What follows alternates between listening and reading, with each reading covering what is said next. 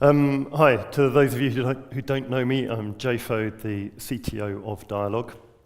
And I'm going to talk a bit more about the low-level details. I'm going to do a run-through of some of the features in version 16 of Dyalog, which was released this summer. Then I'll talk a little bit about what features might be in the next release, and something about the other things that we're doing, as well as just implementing Dyalog APL. So version 16, Morten and Geeta have both mentioned a bit of this. Hopefully, quite a few of you will already have downloaded version 16 and will be using it, and will know some of this.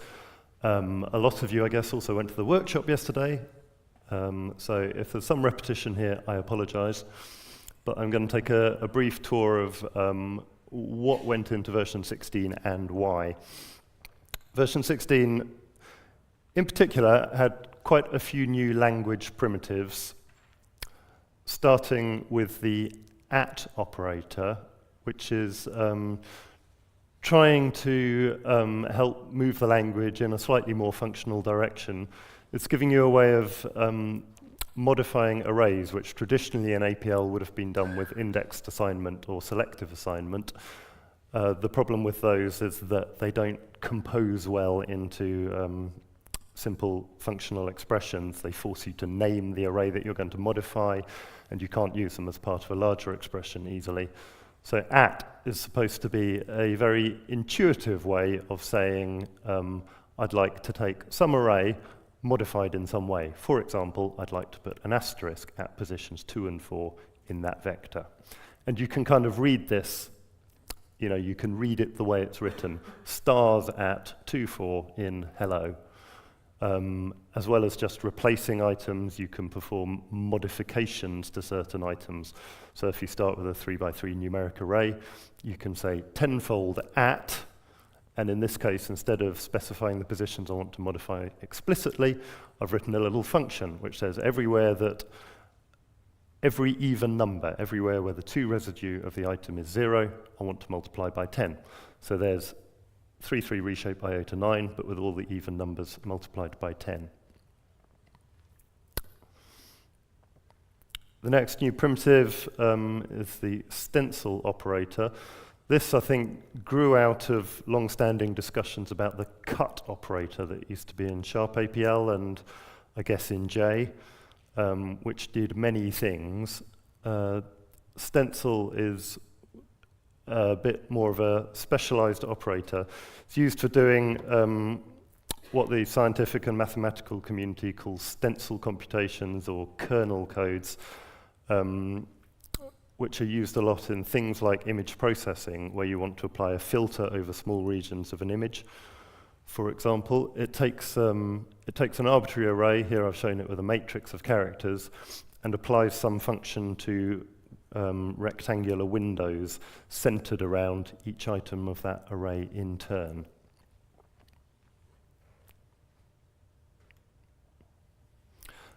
And there are some slightly simpler, but no less useful new primitives. Monadic enclose underbar is something that I think we've mentioned for the last year or two. We used to refer to it as enclose if simple. It's a kind of convenience for application programmers if you're writing a function that takes a bunch of strings as input, but occasionally you're given just one string, and because of the way APL works, it's easy to get confused in that case. If you're given a single string foo, it kind of looks like a vector of 3 things, whereas you'd like to say, actually, I've got a list of arguments, but there is only one argument, which is this string. So enclose if simple will take either of these inputs and make sure that what you get back is a nested vector of vectors, or a nested array of vectors. So in this case, you started out with a nested array. It returns the argument unchanged. In this case, because the argument is simple, it will enclose it for you. So you're guaranteed that what you get back is nested, i.e. has depth, at least 2. And the dyadic case of the same character is a way of Dyalog has had quad ML since, I don't know, pretty much since day one, which is a way of tweaking the language dialect to more closely match APL2 or to more closely match the sort of core APL language. And we've been gently trying to nudge people in the direction of standardizing on quad ML1, which is the kind of dialogue flavor of the language. And in order to make that easier for users, one of the things that you couldn't easily get at in QuadML1 is the APL2 partition primitive. So we've introduced dyadic left Q underbar as a way of getting at the APL2 partition primitive without having to go to the trouble of localizing QuadML just to get that functionality. And two more primitives. Monadic iota underbar is a very simple function called where, which will, given a Boolean array, will tell you where the ones are in that array. You can write it in a few characters as a defin. You can write omega, replicate iota row omega, but it turned out to be so pervasive that we think it's worth introducing it as a primitive. I was personally surprised by that. I thought people knew how to write it as 5 characters, and that was good enough, but it seems to have got a lot of support from general application programmers. And the dyadic case of iota underbar is a new function called interval index, which is Roger's invention. I guess it comes from J again, which is, it is in some ways similar to dyadic iota in that it will look up the items of the right argument in the left argument, but rather than looking for exact matches, it uses the left argument to create a series of intervals. So notionally, from -infinity to infinity, there are these intervals where the items I've specified on the left-hand side tell you the starting point of each of these intervals. So for example, all characters from A up to just before E form a particular interval. Then for each character in the right argument, it will look up into which of these intervals it falls and return you the corresponding index. This has been designed very nicely to work well with the key operator. So if you're used to using key for grouping values that have identical keys, this gives you a very slick way of grouping items which have keys that fall into particular ranges instead of having to have an exact match.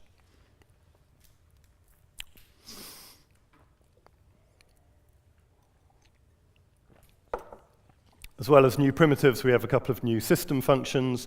These are to do with interoperating with data stored in files, or in the case of QuadJSON, JSON came out of JavaScript, the programming language, but these days it's used extensively as a communication language, for example, between different applications on the web, or just different components of an application written in different languages that need to transfer some structured data.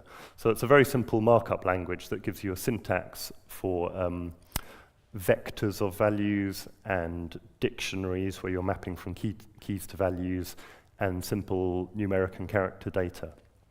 And this is an example of using the new system function to take a string in JSON format and turn it into the corresponding APL data, or going in the other direction, if you give QuadJSON some APL data, it will return you the JSON string encoding. And here there's a demonstration that as well as handling vectors and numbers and characters, there's also quite a nice mapping from APL namespaces to what JSON would call dictionaries. And in a similar theme, QuadCSV is used for importing and exporting comma-separated values text data, which has been used for decades as a common interchange format on disk. Again, this is an example of importing CSV. Normally you would import from a file off disk, but it also allows you to specify the content of the file literally. So I've typed in a couple of lines of CSV data there, and QuadCSV will return that as a matrix of the data. And in the other direction, if I give it the data on the left, it will generate CSV for me, and in this case you can see it knows about quoting rules if there are commas or spaces in values.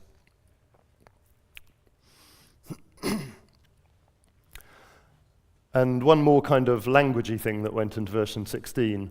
We've had trigger functions for a long time which allow you to run an arbitrary piece of APL when a particular variable is updated. And we've also been talking about data binding for a few years. Originally, data binding was something that John Daintree implemented to work specifically in the .NET framework, and it was very specific to the way that .NET handles data binding. So data binding in the .NET framework is where you have a variable in your workspace and you have some kind of .NET component, and you'd like to keep them in sync. Whenever the .NET component changes, you want your variable in your workspace to update, and vice versa. When you update the variable, you want the .NET, maybe a user interface or something, to update automatically. What we've come to realize more recently is that this concept is useful everywhere, and it should not be specific to .NET. And in particular, if we're going to start promoting user interfaces written with HTML and JavaScript, wouldn't it be great if we could do the same kind of trick there and keep your JavaScript, HTML user interface in sync with the variable in your workspace? So this is the new functionality for triggers is kind of a low-level building block that allows us, or you if you want to build on that kind of idea. It gives you a way of triggering arbitrary APL code when any variable in a namespace changes, which in some ways is a small enhancement to what the old trigger does, but makes it much more usable for implementing these kind of data binding concepts.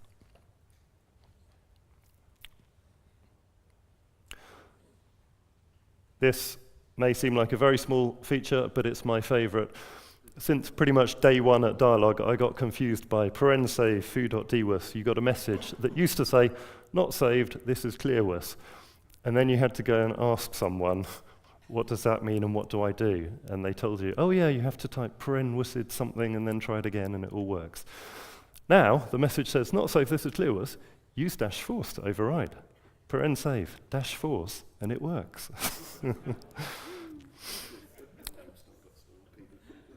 So that's a cute way of introducing the fact that we actually have these options on a few different system commands now. There's a general scheme for system commands being able to take options. That's just my favorite example. If you're into that kind of thing, Uncle Andy will be doing version 4 of his Fireside Chat sometime this week. I forget which day. And a big new feature, which again, other people will talk about much better than I can, is the cross-platform HTML renderer, which is a new GUI component as far as the interpreter is concerned, but actually for Mac and Linux is a completely new thing. On Mac and Linux, we don't have Quad WC, but we do have the HTML renderer, which you can pop up on all platforms. You can pop up a standalone HTML rendering window. On Windows, it's slightly better integrated in that you can also put it inside your existing Windows GUI. On the other platforms, there is no existing Quad WC style GUI. But it still works. So that's available now on Windows and Mac, and will be available soon on Linux as soon as we get the gremlins sorted out. So that's a whistle-stop tour of what went into version 16. For version 17, this is, of course, a lot more speculative, but I'll try and give you an overview of the kind of areas that we're working on and the features that may appear in version 17. And of course, this is a chance for you to influence the direction. If there are things in here that you love or hate, and you tell us about it, we may listen to you. So scripting is a kind of general theme that we've been talking about for a long time, and it encompasses a couple of different things. When I talk about scripting, I'm talking partly about making it easier for you to store your APL source code in scripts, i.e. in text files on disk, for the reasons that Morten has already spoken about. It makes it much easier to integrate with version control systems and generally just to interoperate with modern build systems and packaging and distribution systems. And there are some very small tweaks that we might be able to do to make life slightly easier. For example, someone pointed out that if you write traditional APL code, quite often you find that line 0 of your APL function gets very, very long because you have to localize all your variables that you want to localize on the same line. And that doesn't play very nicely with these source code management systems, because it means that anybody who updates that function to do anything that's not completely trivial is probably going to be changing line 0. And once you get into complicated source code management and you need to merge your changes with someone else's changes, the source code management systems typically give up at that point and say, well, both of you changed the same line of text, I can't sort that out for you. So the kind of thing we're talking about is giving you a syntax for declaring locals immediately after line 0. So for example, if you started lines 1 and 2 with semicolons, maybe you could specify additional locals on the following lines. And that gives you a way of grouping related locals together instead of having them all conflated on the same line. Morten also mentioned ideas for literal notation for arrays and namespaces. Adam will be talking about that in much more detail later in the week.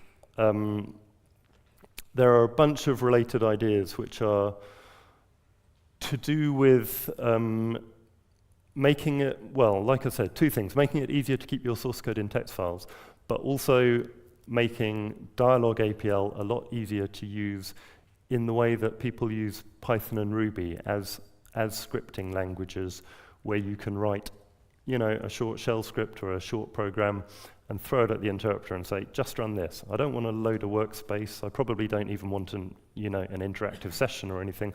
I'd just like you to run this kind of as a batch job, maybe redirect some input and output somewhere. And although we've made a start on allowing Dyalog APL to work in that way, it's become clear that we've got quite a long way to go. And people like Marinus, who came to do an internship for this, for us this summer, always point this out. They're used to the way that languages like Python and Ruby work, and Haskell, and find it a bit of a wrench to use Dyalog in the same way. So we'd like to make their life much easier. For example, you should be able to fire up the Dyalog interpreter and give it the name of a script file instead of the name of a workspace and have it just run it. At the moment, we've got some sort of ad hoc schemes, like there are diap files that let you do that, but it's not really, that was an afterthought. It's not well integrated into the way that Dyalog APL works at the moment. And once you start talking about running scripts containing APL programs, we run into various historical difficulties, like, for example, if you're typing in the APL session, you can't type a :if. You can't type a multi-line if block. And at the moment, that means that when you run a script file, you run into exactly the same kind of troubles, because the mechanism we have at the moment for running script files is pretty much just to pipe it in as if you type that stuff into the session. So I think we have a fair bit of work to do in sorting all that out, making it, I'm not saying everybody wants to be able to type multi-line control structures directly into the session, but it ought to be possible. It ought to work in the natural way, and if you put that in a script file, it certainly ought to work in the way you expect. At the moment, we're not quite there. You have to jump through various different hoops to make that work. So I can't tell you exactly how that's going to translate into features in version 17, but that's the direction we'd like to go in, and that's the kind of mode of operation that we'd like to support.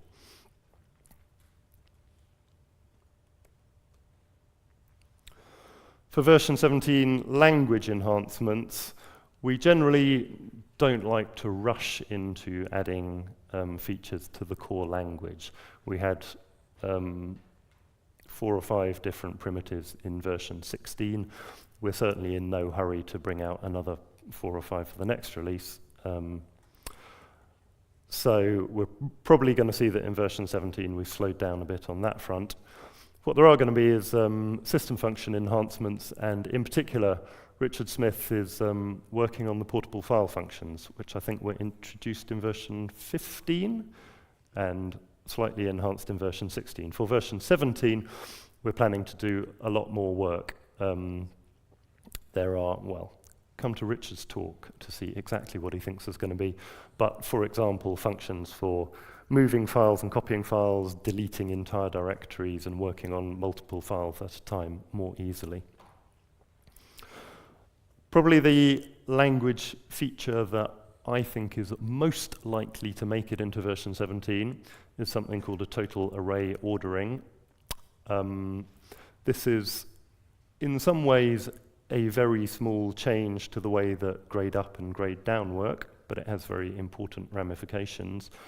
I think I should leave that to Hui and Skulls to explain that to you. There's a presentation on that today, tomorrow?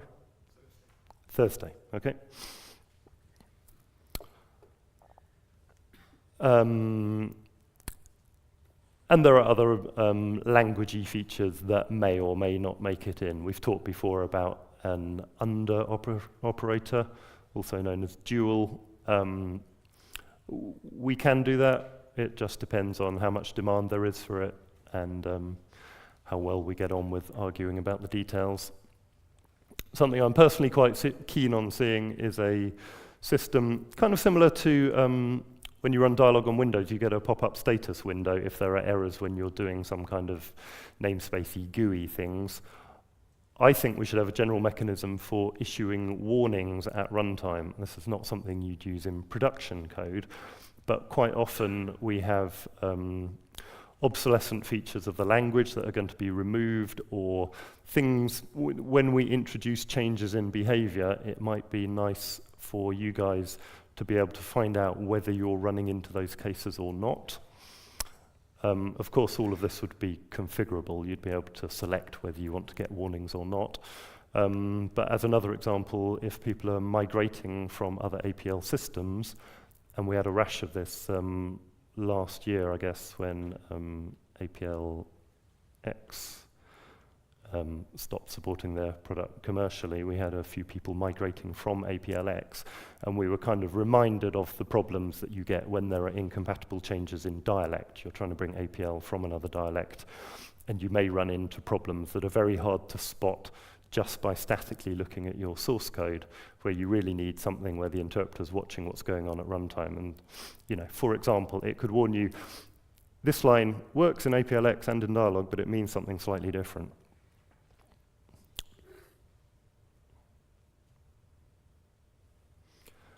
And the other things I've mentioned, there has been some talk of a function for formatting and parsing date formats.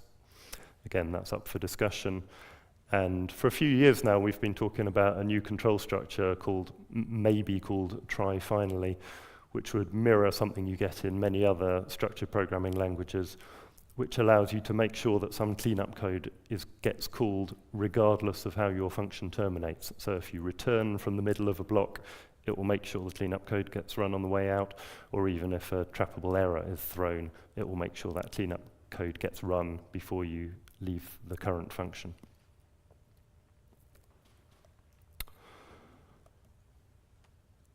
Possibly more exciting than the language changes that we might get in version 17 are the performance changes, which you're pretty guaranteed to get.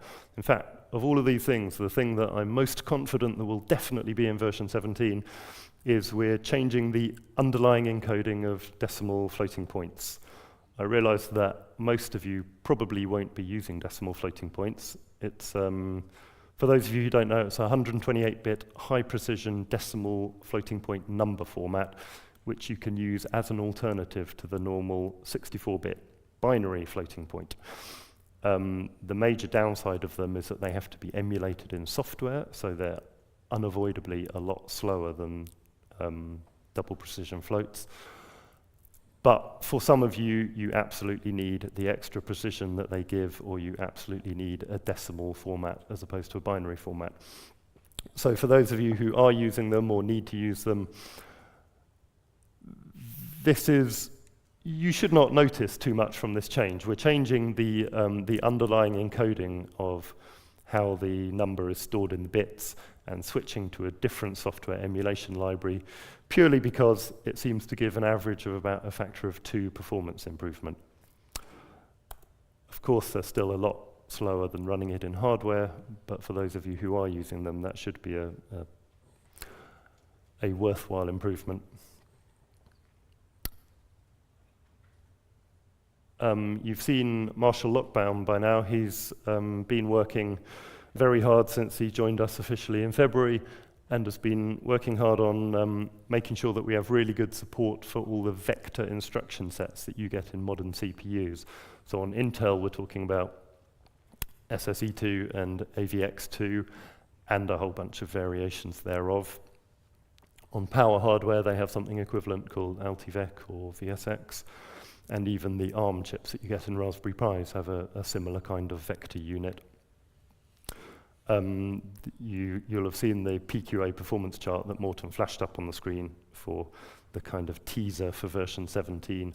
A lot of the huge performance improvements in that are due to Marshall's work to make sure that we take really good advantage of these new instruction sets. We've been doing that for a few years on a kind of ad hoc basis, but Marshall has been much more methodical about making sure we take advantage of what's there. And another area of focus, this is not so much a version 17 feature, but something that we've been trying to focus on over the last 2, 3, 4 years, is to make it easier to work with APL and other programming languages. The Jupyter example that Morten showed was an example of this. Parts of that system are written, well, most of it is written in Python. It originally supported Python, then it supported Ruby and Java and Haskell and a million other programming languages, and now Dyalog is fitting into that as just one more language. You know, everyone expects when they get a Jupyter notebook that there'll be a support available for their language, and now they'll find that there is support for Dyalog APL. Something that Marinus worked on over the summer again was what I call an interface or a lightweight bridge to Python, which gives you a very simple way of writing APL that calls into Python code, and in quite a beautiful symmetric way, writing Python code that calls into APL. So there's a very elegant way of calling between the two different programming languages. And Marinus will be presenting that, I think, this afternoon.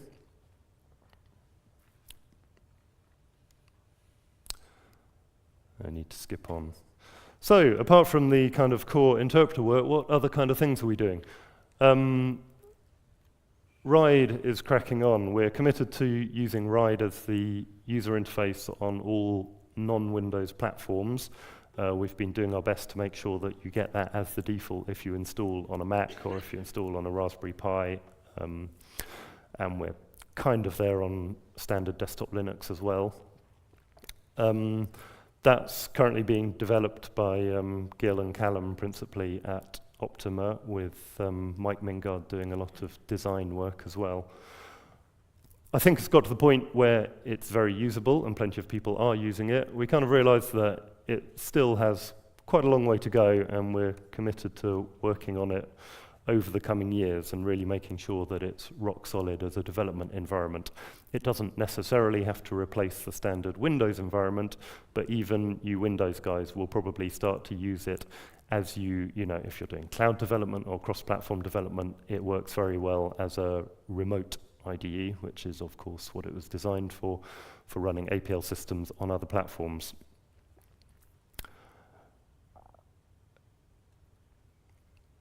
GPUs, I don't have much time to talk about, but Aaron is giving 2 talks this week, and one of them is about his Codefens project. All I would say from Dyalog's point of view is that we are strongly continuing our relationship with Aaron and the Codefens project. If you'd asked me a few years ago, I would have said that we should try to kind of incorporate GPU support into the core Dyalog interpreter. I think the biggest thing that we've learned from working with Aaron is that doing that kind of transparently in the background doesn't seem to be viable at the moment. I'm not sure anybody knows how to do that. It seems that when you write the code that you want to run on a GPU, you have to be aware of the way these things work and the performance characteristics. And Aaron and also Martin Elsman, who I think is talking tomorrow, maybe, they have a lot of really good knowledge of that kind of thing, which we are trying to take advantage of. What I think we should be doing is just making sure that it is as easy as possible for those of you who are interested in that to work with codefins and incorporate that into your Dyalog applications, if that's how you want to work.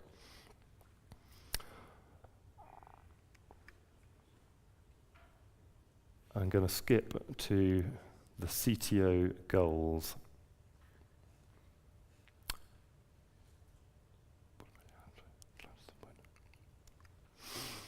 I have to say, it's Dyalog is a small company, and taking on a new employee is a big commitment for us, and we sometimes find it hard to find the right people. I'm very pleased to say that recently with Michael Bass and Marshall, that has worked out really, really well for us. I'm also very keen on the idea of taking on interns. We've done it a little bit this summer.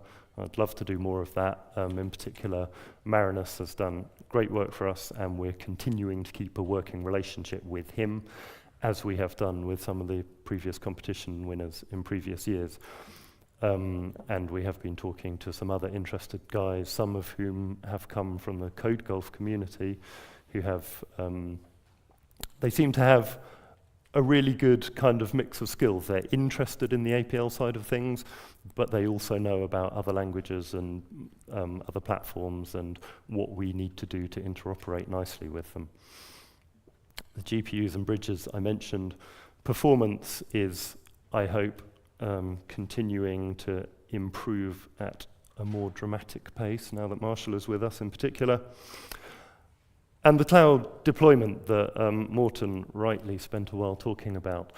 I think we have a good basic story with the cloud deployment. We're very good on cross-platform support, and we have ways of launching and controlling processes on remote machines and working with them.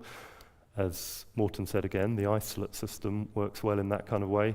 I think the only thing we're lacking there is real experience of big cloud deployments. And I know some of you guys are either thinking about that or have already started doing that. So all I would say is we would love to talk to you about that. We need to kind of share experience and work out what more we need to be doing as a company and as a product to really support that mode of use, because it seems like it is really going to take off over the next few years. I'm out of time. I guess I should ask for questions, maybe for, anyone, Gita, Morten, or me at this stage, and then we'll go for coffee. If you do have questions, please come to the microphone.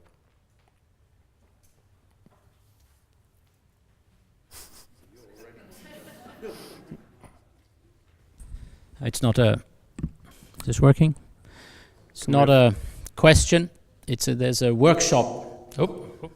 There's a workshop on Thursday on cloud development, deployment. So there's still time to sign up for that. Okay, if there are no questions, we're going to break for coffee.